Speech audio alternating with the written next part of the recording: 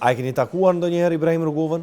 Po, disa herë. Vizitën e parë politike në Perëndim ja ka aranjuar lëvizja në Oslo, meritori ishim bashkëveprimtarët Perit Bakër dhe Nufri Leka. Vizitën e dytë në verë 1990 në Bonn e kam aranjuar unë, duke i lutur dhe si të partisë të gjelbërve, të cilët i kisha meq dhe 2 personalitetet të Ministrisë së Jashtme. Pastaj e kam takuar 2 herë në Bruksel. Ato 2 të fundit kanë qenë problematike, prandaj nuk po e ngarkoj më shumë këtë bashkëbisedim.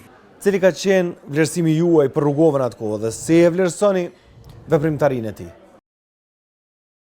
Tashmë të ndjerin Rugova e kam zhvlerësuar për kujsiling i llojit unikat, të cilin Beogradi Miloševićian e ka angazhuar për ta pacifizuar rezistencën aktive shqiptare që pat marrë për masa në vitin 1989. Paraprakisht, ka qenë antar i lidhjes së shkrimtarëve, me që ai nuk ishte shkrimtar. Raman Morina ka imponuar atë si kryetar të përdhunshëm të lidhjes dhe aty e tutje ajo që arkivolizuar. Kur më i dherohen tifozët e tij për këtë diskualifikim, ju them, ose Rugova ishte kujsling, ose Miloševići ishte shqiptarofil i kamufluar, prandaj kishte mundësi të ushtronte veprimtari anti-Serbis. Bile Beogradit duhet t'ja ken bërë dhuratën edhe vilën e Velanit të Prishtinës dhe t'ja ken ngrit atë në pallat gjëja presidencial për t'ja shpaguar kontributin. Prandaj Miloševići në pritjen që i bëri Rugovës tregoi foton e villës për t'ja kujtuar se ai kishte merita ekstra që Rugova ishte bërë me atë villë private.